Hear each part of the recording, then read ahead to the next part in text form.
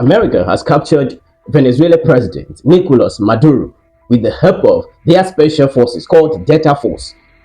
The Delta Force is one of the most strongest elite forces in the world. Not only US has this, some of the strongest nations like Russia, China also have something similar to this. So USA or America has captured President Maduro. I don't know the legality of that. I don't. This is absurd or kind of crazy because does international law allows this, or does international law look at this as the right thing? Absolutely not. Because when you look at the international law, nobody has the right, including the USA, has the right to invade another sovereign country. Like imagine a sovereign nation president going to another sovereign nation to arrest their leader as what? That's the question a lot of people are asking. So critically, this stands against international law because no one has the right to invade any sovereign nation. So it stands against international law. US is not exempted. They are also included. Now, what are people asking? Are we all safe in our perspective countries? Are we saved? If this continues, are we safe? But this is not the first time this has happened. This has been in decades. This has been happening for so long. It's there.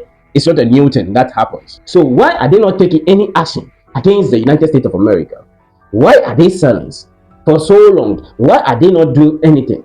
Because this isn't the first time in history. This isn't the first. But why are they not taking any action? Why are they silent? Now, before we continue, before we move on, let's get back in times. Let's rewind back in time and see what American presidents or Americans has done to some sovereign nations. And now some of them have been left devastated, destabilized till now. US has a long history of regime changes. Like what Trump is doing now, it's part of what American president always does or always do. And it seems like a business for these American presidents. It looks like a business for them. In 1953 in Iran, Prime Minister Mohammed Mozambique, democratically elected leader, but the Americans want to get rid of him. And they did. What did they want to get rid of him? Let's look at this. Because he does not serve America's interest. When I say he does not serve America's interest, that means there is an oil wealth in Iran, probably. And that oil was run by the British. So it's called the Anglo-Iranian Oil Company. It's a British firm, so it's being controlled by the British. They get the bigger bulk or bigger portion of the oil wealth. Once Iranian or Iran get the little portion of that oil wealth, the oil is for those people, but they get the little part of it. So this Mozambique, this president, the prime minister, said he wants to nationalize the Iran oil. He wants to nationalize it, and to serve the interest of Iranian. But the British was not in support of it. So Britain had appealed to America, asked for their help, and guess the response of America. They what? With the help of the CIA, they led a coup against Mohammed Mozambique. The first attempt, they failed, and the second, it was successful. And when it was successful, he was taken out of office, and Americans brought in to Western monarchy, Mohammed Reza Pahlavi, which the Americans brought in place of Mohammed Mozambique. And in 1954, in Guatemala, President Jacobo Arbenz introduced land reforms in the country, which actually hurt Americans' interest. So there's a company in Guatemala which is Americans' firm, United Foods. They own a lot of land in Guatemala. So when Jacobo Arbenz introduced the land reform, it hurt their interest. So critically, it hurt America's interest. So Americans want him out. So quickly, the CIA launched and trained 480 rebels and a fierce campaign. And even leaflets were dropped in the skies to take President Jacobo Arbenz out of the way. So the Guatemala army gave up without a fight, and a military officer supported by the United States of America came into power after Arbenz was taken out of the way. So in 1961, in Cuba, US wanted to replace Fidel Castro. So they orchestrated an invasion with the help of CIA, trained Cuban exile, and they failed. So and Castro came back stronger. But that failed coup attempt led to the 1962 Cuban Missile Crisis. You see what America has been doing to many sovereign nations?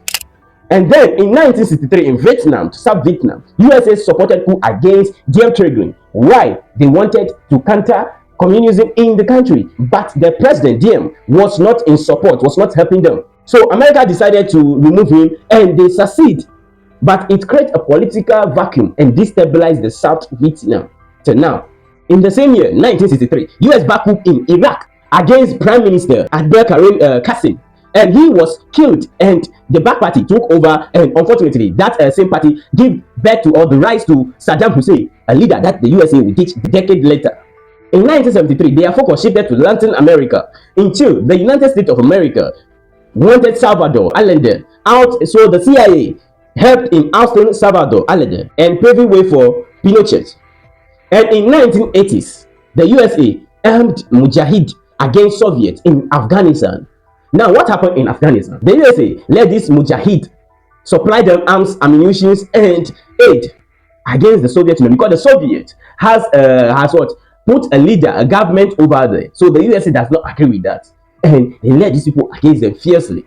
So in 1989, the Soviet actually withdrew from Afghanistan, but that did not change Afghanistan. That did not stabilize Afghanistan. It actually destabilized Afghanistan to the extent that it gave rise to so many terrorist organizations, terrorist groups, Al Qaeda, ISIS. Even Al Qaeda was led by the man that actually what bring the dangerous and devastating moment in American history, which is Osama bin Laden, who carried out the deadliest attack on American soil. So they haven't learned their lessons. So in 2003, USA invaded Iraq again and toppled Saddam Hussein, and they accused him of having weapons of mass destructions, but none were found, and the regime was toppled.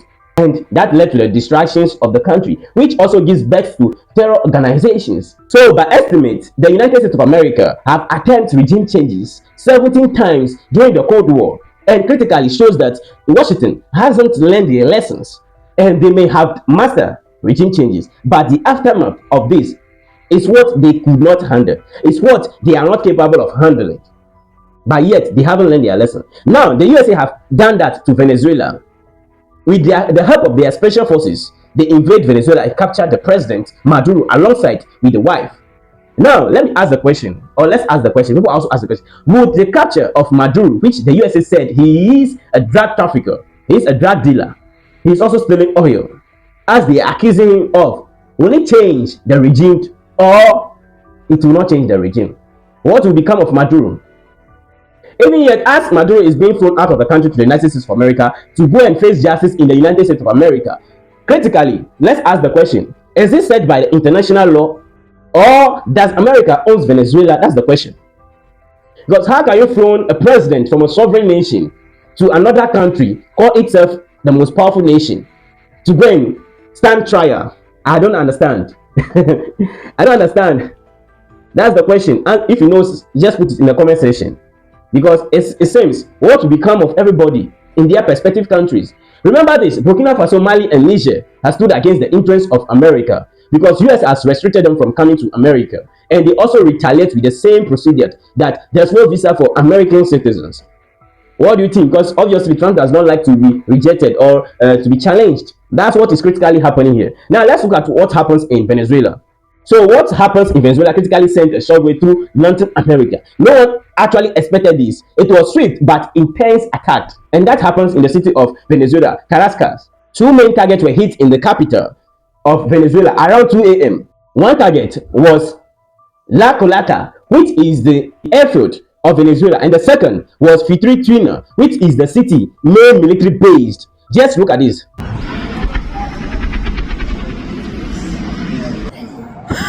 Amor. Ay, no. Mira eso. It was also said that the Venezuelan parliament was hit, the presidential palace was also hit, and nearby base with F-16 jets and Atio airport was also hit, damaged. So that was the report, what we are getting so far. And nonetheless, there was a video showing Americans jets in the airfield of Venezuela. Take a look at it.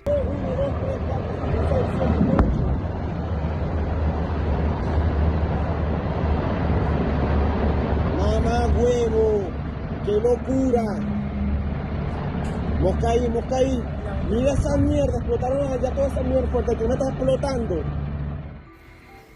Now, what is shocking is that Venezuela does have an air defense systems, radars. They have the Russian S-300 systems and have also shoulder-mounted projectiles. So how did the Americans' aircraft get so close? That's the question a lot of people are asking. Maybe Venezuela systems went down after the initial strike by the United States of America. Maybe that's what happened. Even the debris of the strike has been seen around the military bases and even in the States. But what we heard, that there was a little resistance from the Venezuelans. One of the US helicopters were hit and some soldiers were injured, but they were managed to what? Get back to their bases. That was the report from the president of America. That's what he said. But there were no fatalities or asset loss in this case. So as Trump was saying, this was a large-scale strike. It wasn't a large-scale strike. It's just a thing that they planned ahead, a little planned and targeted, initial targeted operations that they carry out. Because when you say it's just a swift and targeted operation that was carried out by the United States of America. Now, Venezuelan leaders, interior minister, is condemning the act of America on their soil, and they're asking the people, the Venezuelan people, to come out on the street and demonstrate it and stand with the regime. People to stay calm. Trust in our leadership. Trust in our military and political leaders during the situation we are facing. Calm. No one should fall into despair. No one should make things easier to our invading enemy.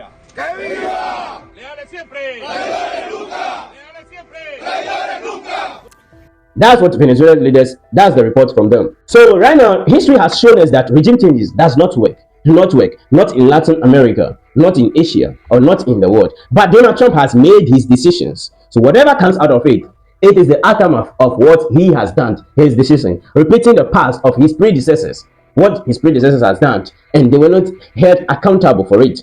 He has also repeated the same path. What will be the response of Russia and China? Because critically, Russia and China has a good relationship with Venezuela, and people are asking if they will retaliate against America. Not only that, Venezuela has gotten equipment from Russia and China to protect themselves, like air defense system, jet, armed trucks, and many more. Venezuela also has a strike treaty with Russia. So why Russia has not acted yet? That's the question. Because in September 2025, Venezuela National Assembly approved the first reading of Strategic Association and Cooperation Treaty with Russia. And that includes defense cooperation. That means joint military services, weapon transfers, and air defense coordinations. They also have oil treaty development with Russia company and technological collaborations like radar, stationer, and surveillance system. So why it is Russia acted any? We have never seen Russia acting. It's very interesting also that we should know that the treaty that Venezuela has with Russia, it's not a mutual defense pact treaty. If it was a mutual defense pact treaty, then by now we can see that Russia will be retaliating against America, because it's like a NATO countries have that. They have that mutual defense pact. When you attack one nation, you attack the rest of the nations, like what the AES are doing. You see, so that's it. So people are asking, what will they be their retaliation? Because they have very good relationship with this country. If you say you're my friend and I'm in trouble, you can come and fight with me, then you're not my friend. There's no need for me being in good relationship with you at the first place. There's no need, because friends help friends when they are in need. A friend in need is a friend indeed. That's the statement that people are saying. So why don't you help me? You see, that's the question people are asking. But the question still remains: is it the right thing? Is he against international law, or international law support this kind of act by the Americans? That you can go and invade a sovereign nation, capture their leader, claims he's going to stand trial in your country. As who? That's the question. As who? Who are you? You see, one of the things that I've been saying, that if you don't have military power, then you are a loose country. Imagine, can America try this on China? No, absolutely not. They won't dare. Can America try it on Russia? No, they wouldn't dare face to face. They wouldn't go, because they know the outcome. They know aftermath of what will be. They know what those people are capable of. Can America try it on Kim Jong-un? No, absolutely not. Because they know who are these people, what they are capable of. Because remember in times when America signed tariff on China goods, obviously it didn't go well with them. It didn't go well for him. So things change. Yeah, that's China. That is Russia. But what about the rest? Because actually these people are exempted from this crisis. What about the rest of the nations? What would be their fate? That's the question a lot of people are asking. So when you have any idea, drop it in the comment section. But note that America has captured Maduro, president of Venezuela, alongside with his wife. We will see whatever develops. We'll drop it over here. Make sure you like this and subscribe to the channel. Peace and love. See you in my next video.